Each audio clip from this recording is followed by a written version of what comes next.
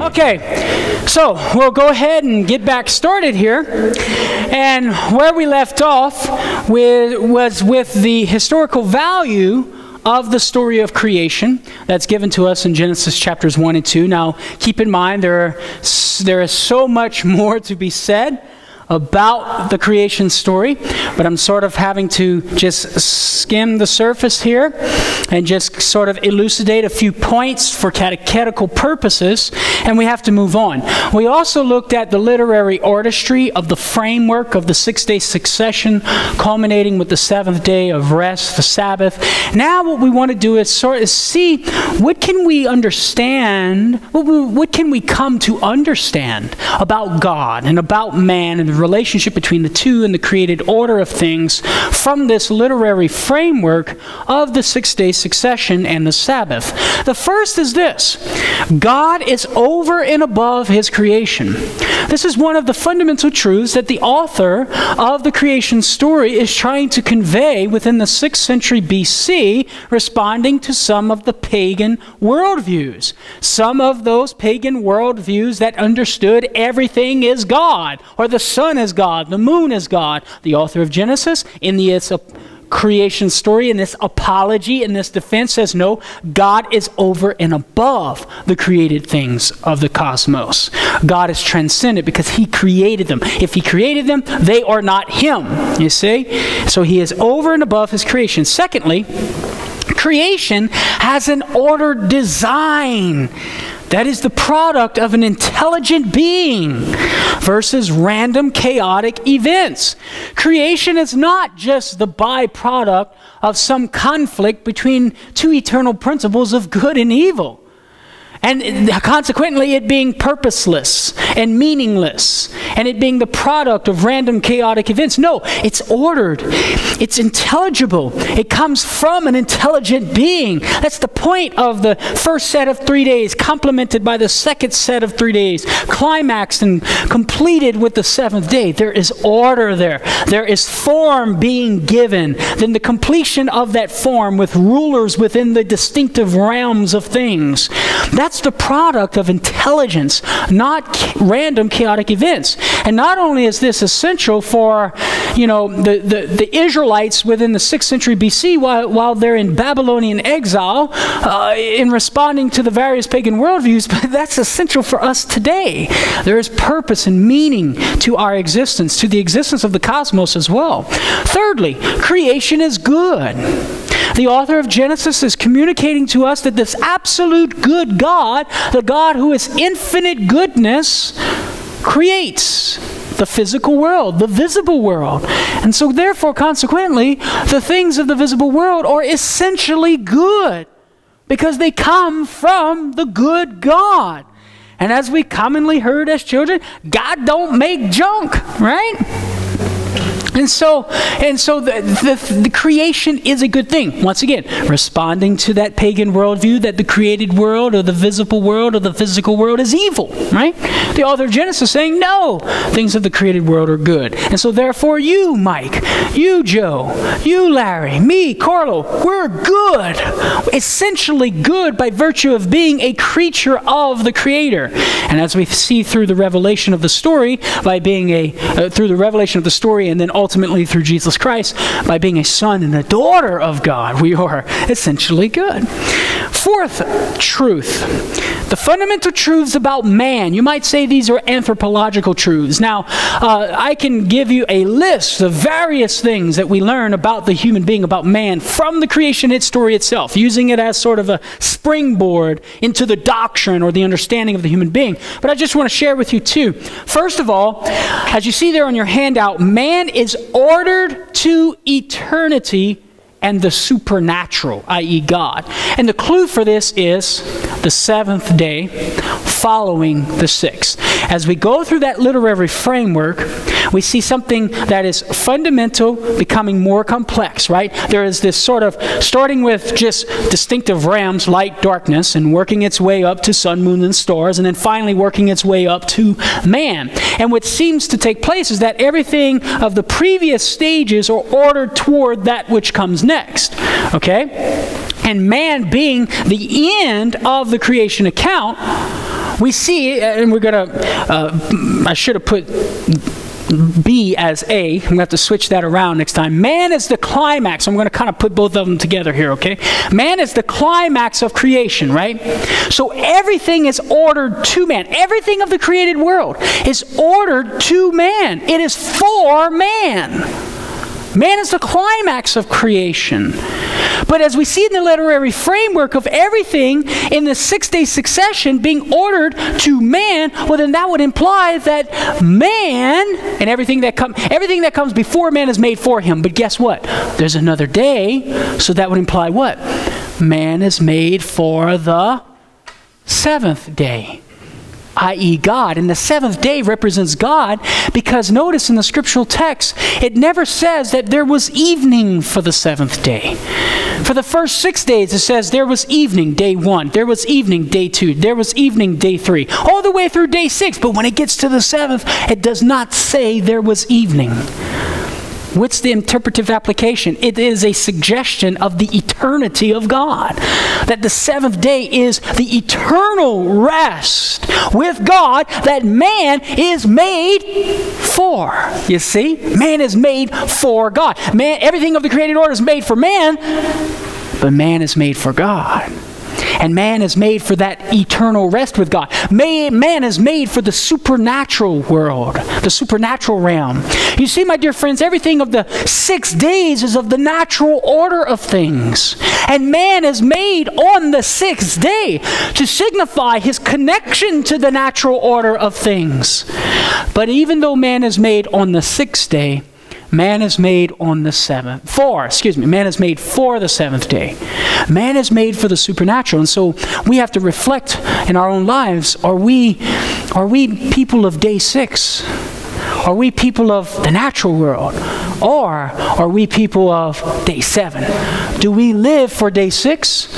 Or do we live for day 7? So we see that man is the climax of the created order because think about it. Everything else in the 6-day succession, God says, it is good, it is good, it is good, it is good. He creates Adam, it's not good.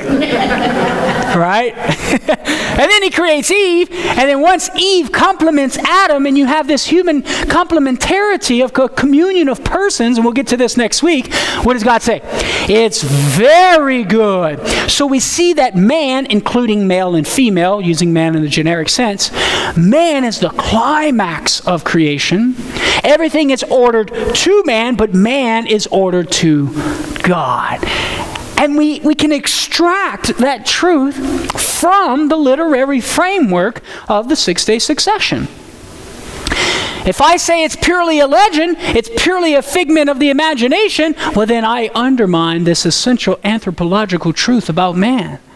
That we are the climax of creation and that we're ordered for God. If I say it's just a figment of the imagination, well then I'm going to have to negate that truth about the human being. Okay, another theological truth that we find here is that creation, the created order, the cosmos itself seems to be, the author seems to be communicating to us that the cosmos is like this macro cosmic temple.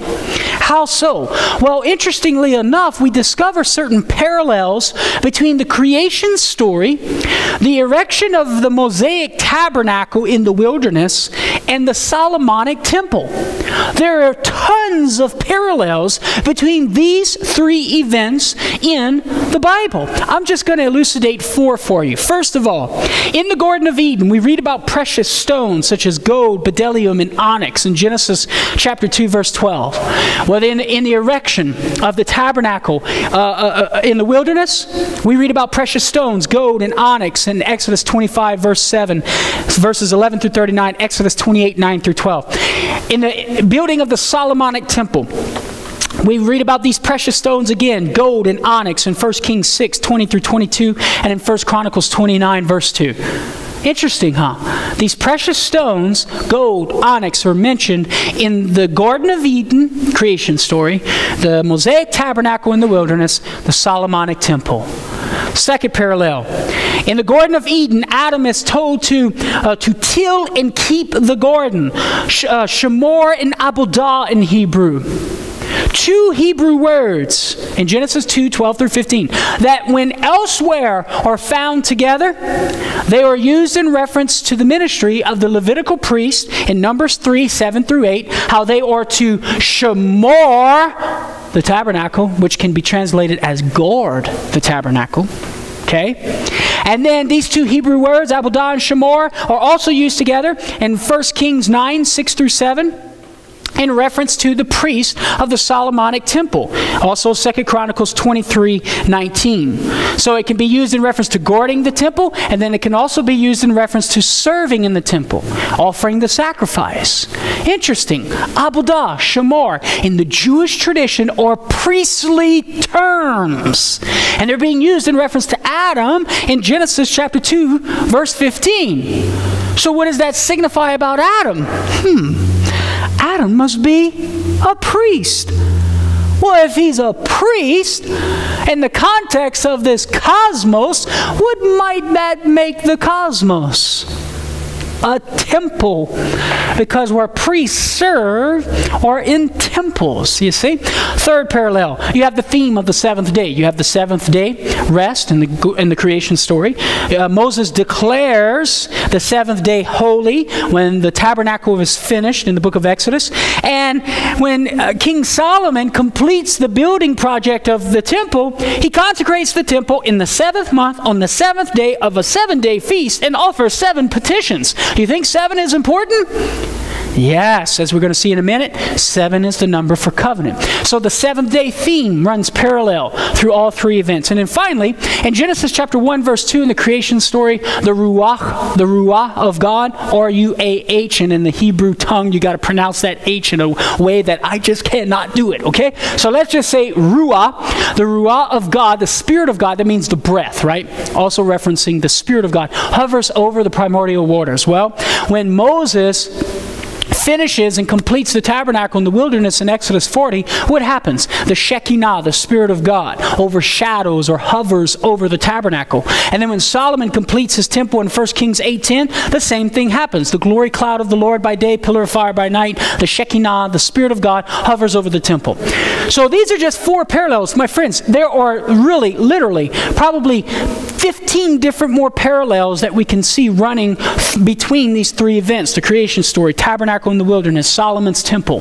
What's the point of the parallels? The author of Genesis seems to be communicating to us that the cosmos is this macro temple that Adam, the priest, is supposed to minister in, you see. Now we come to parallel number 6, theological truth number 6, and that is God has entered into a covenant with creation and humanity. And recall, a covenant is not just a contract where there is an exchange of goods or services. A covenant is an exchange of persons where you actually enter into this sacred family bond where the 2 parties of the covenant become kin. They become family. They become familially related to one another. And so if God is entering into a covenant, which the author of Genesis is communicating to us, and if he's entering into a covenant with humanity and with creation, that means he's entering into this sort of familial relationship with the human family. That he's not just creator and we're creature, but he's father and we're sons and daughters. You say, well, what is the evidence in the creation story? That God is entering into a covenant. Well, once again, we come to the literary framework and the completion of the work of creation with the 7th day. I don't have it on the PowerPoint, but it is on your handout. The clue for this covenantal relationship is the 7th day. Why? Because the number 7, my dear friends, in Hebrew, the Hebrew word for 7, which is Sheba, but it's S-H-E-B-A, but they pronounce it as Shiva, in verb form, it literally means to swear an oath. So the Hebrew word for 7 in verb form means to swear an oath.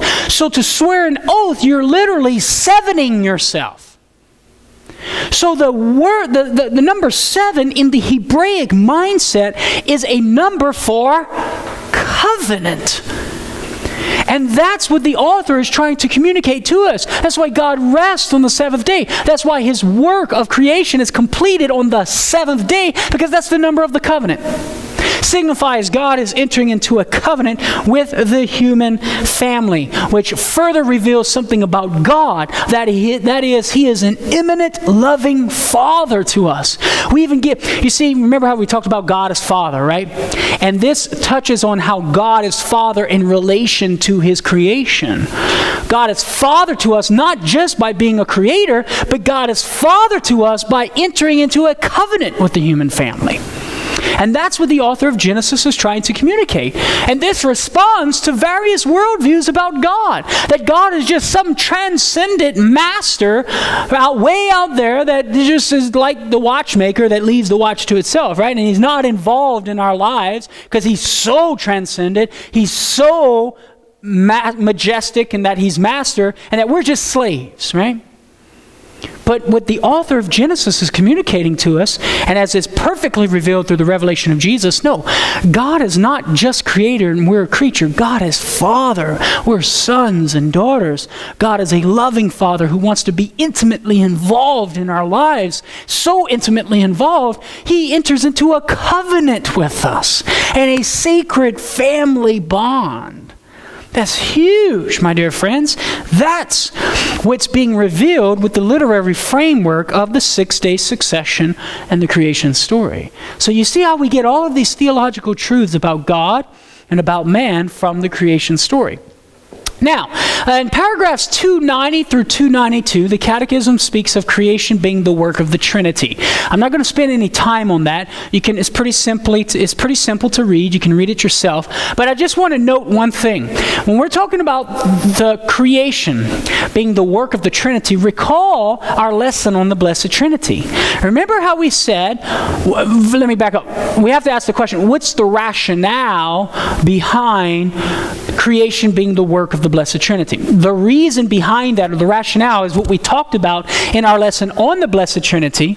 Remember that the 3 persons all possess what? The same infinite divine nature. 3 persons, one God, right?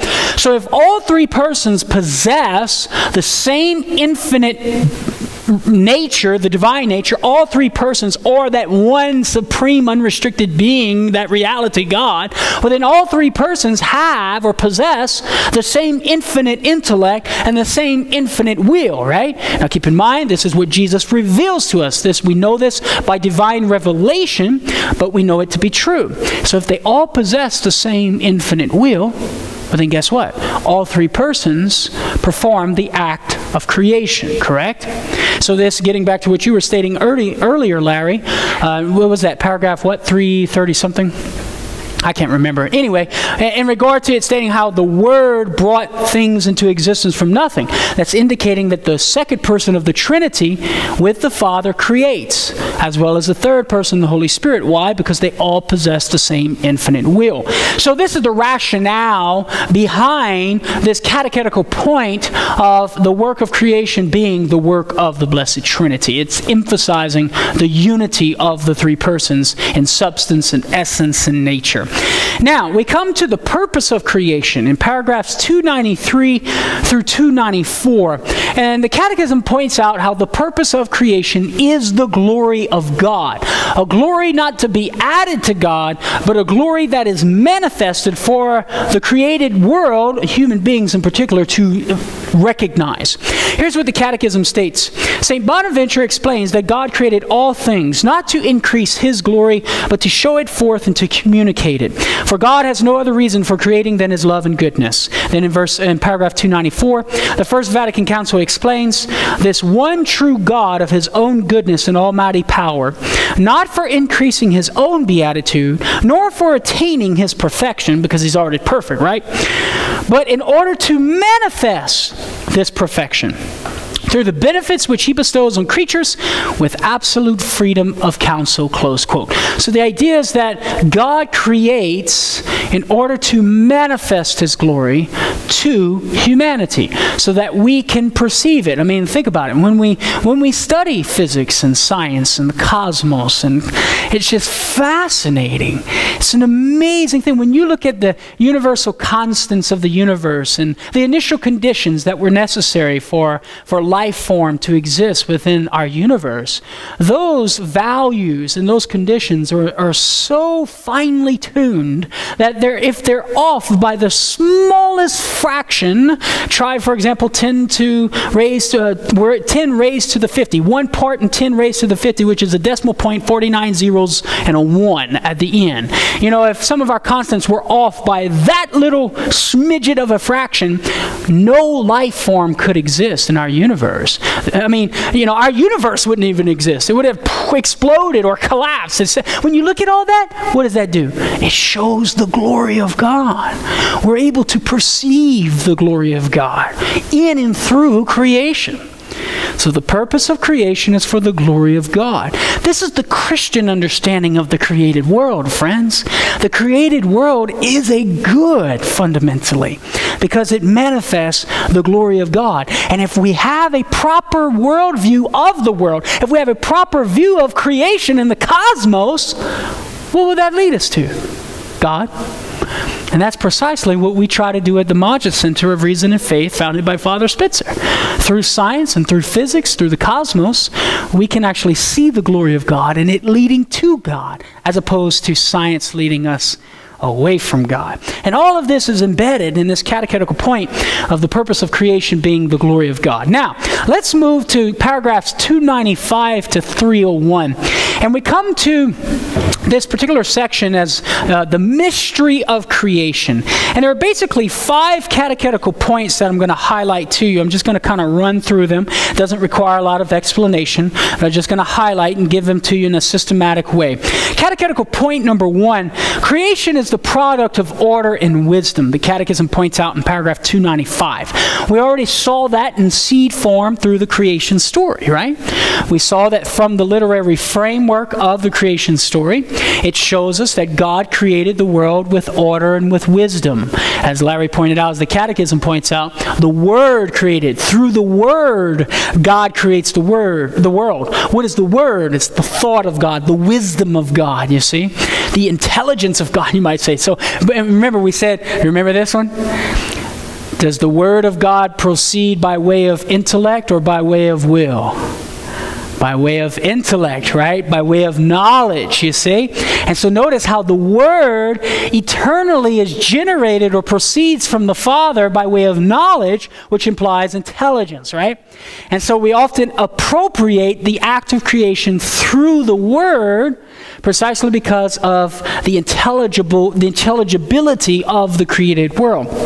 So, creation is the product of order and wisdom. Here's what the Catechism states. It, that is creation, is not the product of any necessity whatever, nor of blind fate or chance. We believe that it proceeds from God's free will. That's a direct hit or a response to the modern worldview of the world being a byproduct of random chaotic events of this atheistic, naturalistic, evolutionary process, etc.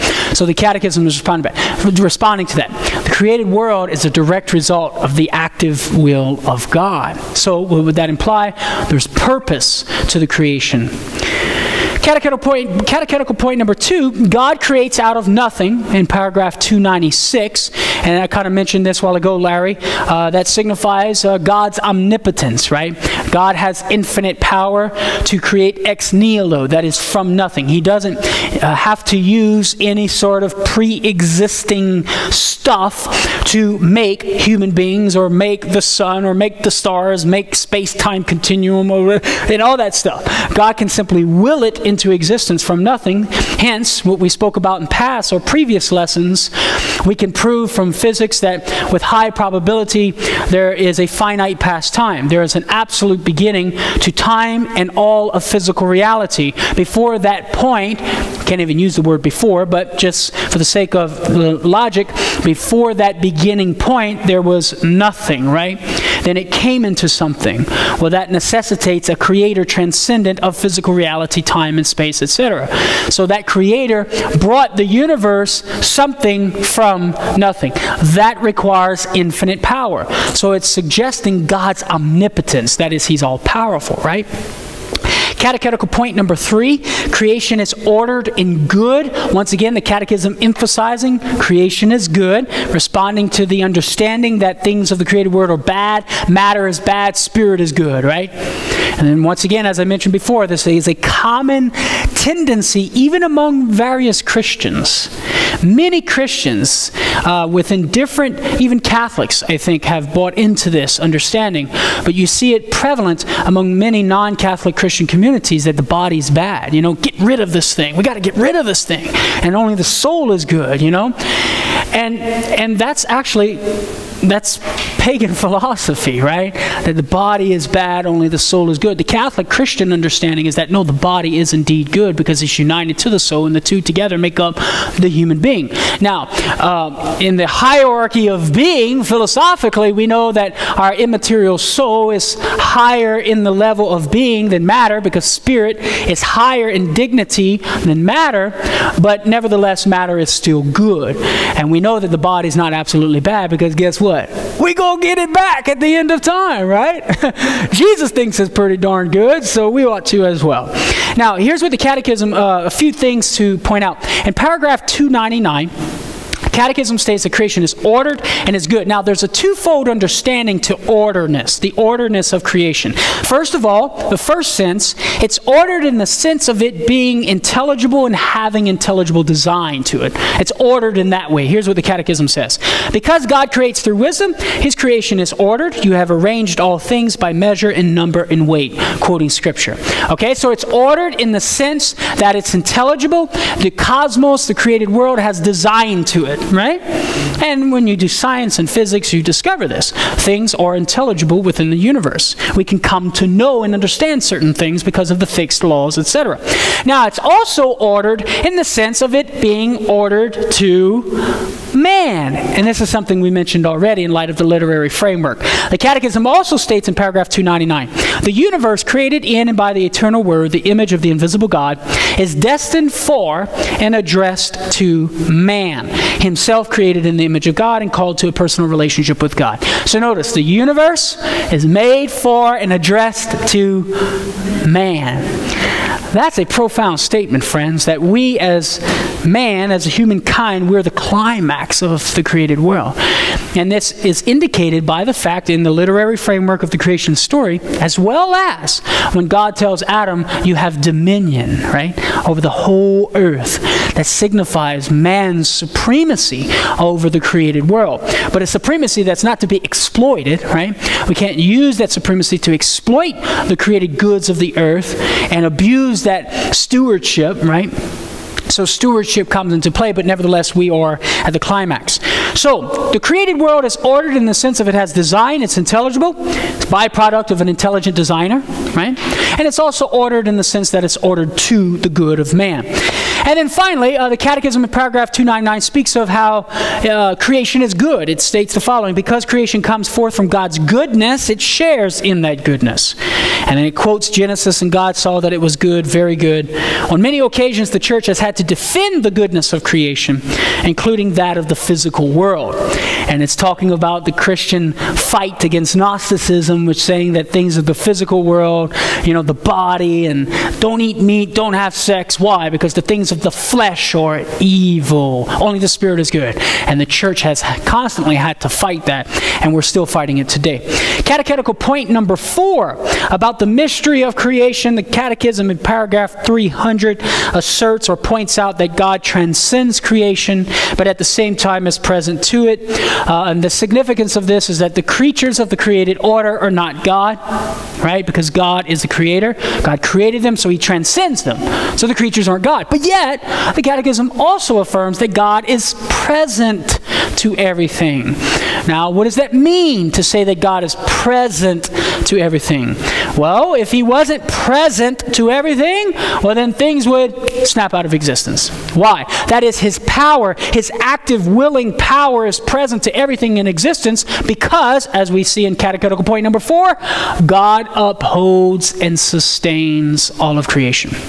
He is the continuous creator and sustainer of everything else that exists. And the Catechism affirms this in paragraph 301. The first thing to note is the rationale behind this catechetical point.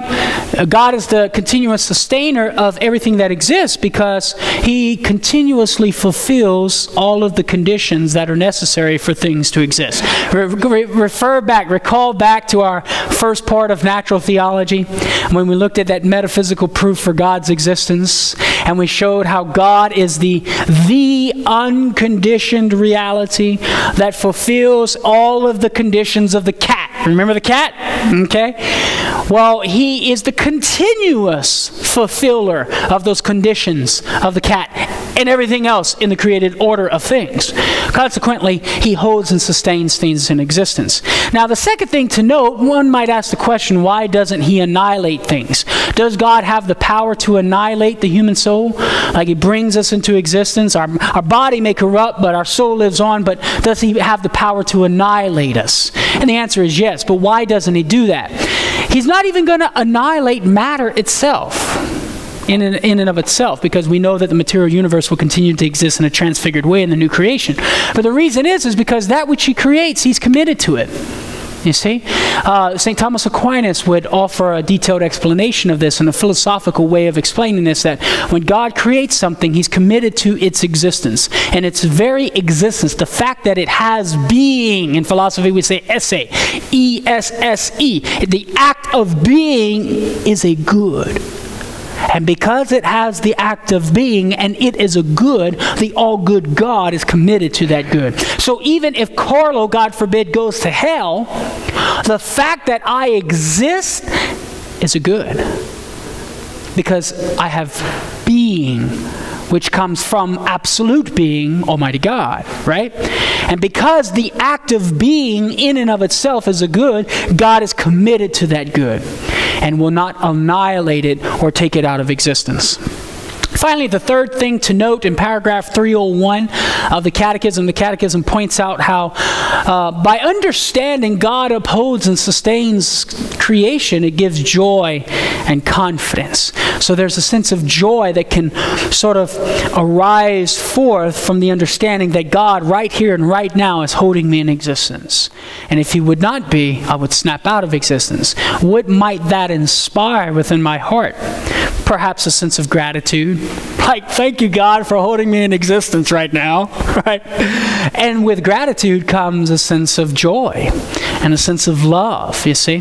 So all of that is embedded in this understanding of God sustaining things in existence. So see, I want you to note this as well. See how all this philosophical reasoning stuff, right? What the Catechism is trying to get at right here is all these ideas about God and this philosophical reason. God is the infinite creator, brings things into existence from nothing, holds us in existence. It's not just an academic exercise, right? But that knowledge can make its way to the heart, and it can actually affect the way we experience life, whether we perceive life being worth living or not. So all of these truths about God and man are of absolute importance. Once again, getting back to the importance of catechesis on creation, which involves catechesis on God, catechesis on man, catechesis on the created cosmos. Okay, now we come to our last section of tonight's reflection, and that is the mystery of God's providence. And the Catechism addresses God's providence in paragraphs 302 to 314. I have 3 catechetical points that I would like to highlight for you within these paragraphs. The first of which is this: the created world is in a state of journeying to perfection, which gives rise to God's providence. This is an absolutely important principle to understand. God creates the world in a journeying process toward perfection. In other words, God didn't create a perfect world. An interesting concept. Could he have? Indeed, he could have. But he chose not to. Here, listen to what the Catechism states here in paragraph 302. Creation has its own goodness and proper perfection, okay? So like it's good from the fact that we already said it comes from the good God, okay?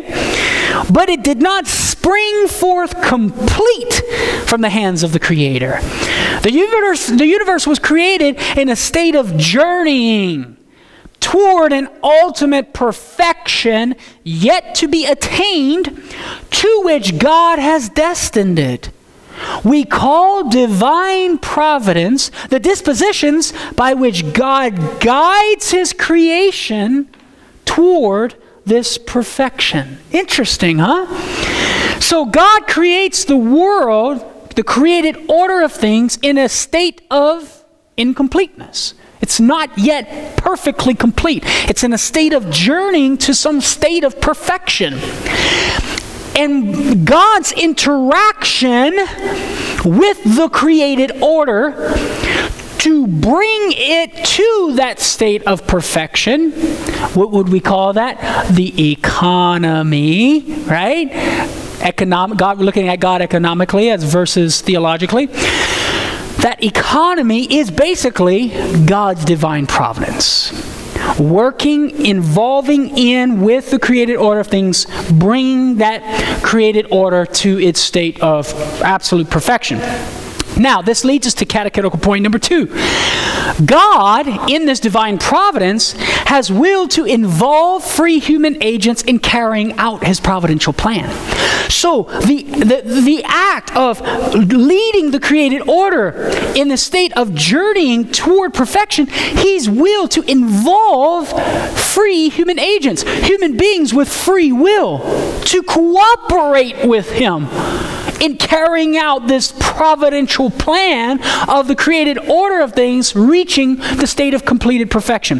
Paragraph 307, the Catechism states, to human beings, God even gives the power of freely sharing in his providence by entrusting them with the responsibility of subduing the earth and having dominion over it. What is that calling to mind? What is the Catechism doing here? Referring us back to what? The creation story. Adam and Eve, subdue the earth. Adam, you have dominion over the earth. That is a way of expressing the fact that humans are involved as free, responsible agents in the Father's providential plan of ordering the creation to perfection. Catechism continues. God thus enables men to be intelligent and free causes in order to complete the work of creation. Notice that. To complete the work of creation, implying that state of journeying, right? To perfect its harmony for their own good. Their own good. What does that imply? All of the created world is ordered to man for the good of man and that of their neighbors, okay? So we see here in paragraph 307 sort of a synopsis of everything we've been talking about already. The created world is created for the good of man. Man is a free human being to cooperate with God in the providential plan of leading the created cosmos to its perfection. So what is the Catechism getting out here? The idea of stewardship. God has created man to be stewards of his creation. And he is calling us to be good stewards, to cooperate with him in cultivating the things of the created world for his glory. Ad majorem Dei gloriam, right? We are to cultivate. That's the essence of culture. Cultus, to cultivate, right? That's where cultivate comes from. To take the things of the created world, to use them for our own good, but for a good of ourselves that's oriented toward God. The good for humanity is God. So therefore, everything of the created world is to be ordered to God by man. Wait a minute. That's the essence of a priest. To offer the things of the world to God. Adam was called to be a priest, right? He was called to be a priest by taking the things of the created world, subduing it, having dominion over it, and ordering it to God, symbolized by the seventh day, just as he is ordered to God as well, he being the climax of the created world, of the visible world. Now, paragraph 306, we find that this reveals the dignity of man. The fact that the human beings can cooperate in the Father's providential plan, man, that shows us that we have great dignity, that far supersedes anything else of the visible world. The Catechism states, this use is not a sign of weakness. What use? The fact that God uses us in his providential plan of leading the created order of things to perfection. This use is not a sign of weakness, but rather a token of Almighty God's greatness and goodness. For God grants his creatures not only their existence, but also the dignity of acting on their own, of being causes and principles for each other, and thus of cooperating in the accomplishment of his plan. So in God's providential plan and his infinite knowledge and his predestined plan, he chose to use our free cooperation. So his plan involves our free will, you see? And so the idea of predestination, God's predestined plan, he has it all figured out type of thing, right? That plan involves the cooperation or the free choices of human beings and the effects of those free choices within the plan and how it affects the plan. That's a part of God's divine providence. So it's this great mystery of God's foreordained plan, but yet at the same time the involvement of our free will. The two on first appearance seem to contradict one another. But in reality, that preordained plan of God involves our free will and the effects of our free will, whether for the good or for the bad. And we're going to see how our use or misuse of free will has affected the providential plan in all of humanity and all of the created cosmos at the end of time in the general judgment when all is laid bare. Now, catechetical point number 3 about the mystery of God's divine providence, and that is this. God's providential plan can actually be seen as the rationale behind the possibility and existence of evil, both physical evil and moral evil.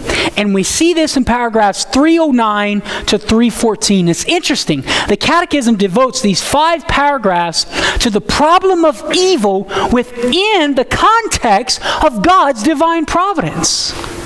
So what is the rationale? How does the providential plan of God or God's divine providence serve to be a rationale behind the problem of evil, both physical and moral? Now keep in mind, we all know what moral evil is, right? The misuse of our human freedom in sinning. Physical evil refers to like destructive forces of nature, right? And things of nature that can harm man. So we sort of have this idea of suffering from nature, which would be considered a physical evil. So in light of that, here's our first rationale. The created world, remember, is in a state of journeying to perfection, thus implying the possibility or the existence of physical evil. If God has created this imperfect world, this created cosmos, which is in a state of journeying to perfection, it's not yet complete, right? So as the Catechism points out, that gives rise to the possibility and the existence of physical evil. Here's what the Catechism states in paragraph 310. With infinite power, God could always create something better. But with infinite wisdom and goodness, God freely willed to create a world in what? A state of journeying toward its ultimate perfection. In God's plan, this process of becoming involves the appearance of certain beings and the disappearance of others. The existence of the more perfect alongside the less perfect. Both constructive and destructive forces of nature. With physical good, there exists also physical evil, as long as creation has not reached its perfection. So what the Catechism is getting at here is because God has, in his infinite wisdom, decided to create the cosmos, the world, things of the visible world, in a state of journeying, that gives rise for things to come into existence and decease, meaning the decaying of things, right? Things will come alive, things will die, even of the visible world, within the animal kingdom, right? So you even have death, not the death of human beings. Now you're thinking to yourself, well, I thought death entered into the world with the sin of Adam and Eve, right? Well, as the common tradition states, death of human beings entered into the world with the sin of Adam and Eve, and we'll get to that in a few lessons. But within the visible world itself, there would have been the disappearance of certain things and the deceasing of things, the decaying of things, because creation is in a state of journeying. What about the destructive forces of nature? The Catechism just said that destructive forces of nature are a part of the created world, coming from the hand of God. Why? Because it's in a state of journeying to ultimate perfection.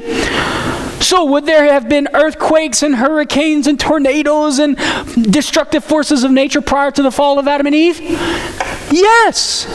This seems to indicate what? Possibly the idea of evolutionary process, right? Things of the material world. Now, I'm not talking about man here. I'm talking about just material world, okay? Things of pure matter. Things coming into existence, going out of existence, things giving rise to new things, etc. It would give at least the foundation for that, right? Why? Because things are in a state of journeying. You see that? Now, you might ask the question, this begs the question, well, why would God create it in a state of journeying? Why would God create the world in a way that would allow for physical evil to take place, such as the decaying or death of material things and destructive forces of nature? Well, the Catechism says it was God's infinite wisdom and goodness. That's all it does. But what we're doing at the Maggia Center of Reason and Faith, and what Father Spitzer is doing, is we're actually constructing a whole curriculum. Father Spitzer has already done talks and series on EWTN of answering this fundamental question. Why would God create an imperfect world and put us in that imperfect world, which would give rise to suffering, right? Suffering from nature and physical evil. Why would God do that? Because in His infinite wisdom, He wants us to have the opportunity to love, to grow in virtue. Because it is that state of journeying of the physical world that gives rise for the opportunities of man to exercise free will for the good and for God in love and self-sacrifice. You see, it gives rise to the good of things. And so this begins to answer the problem of suffering from nature. Now, rationale number 2. Free, intelligent beings, both angels and men, are called to respond freely to God's plan, which implies the possibility of rejecting that plan. So we see that God's divine providence gives rise to physical evil, right? Because of it being the created world being in a state of journeying. But God's providential plan also gives rise to the possibility of moral evil. Why? Because when God creates free beings with free will and intellect, angels and men, He calls them to cooperate with Him in His plan, right? He calls them to respond in love. He gives them the opportunity to say, yes, I will cooperate with your providential plan. But with the opportunity, with the power to say yes, also comes the possibility to say no.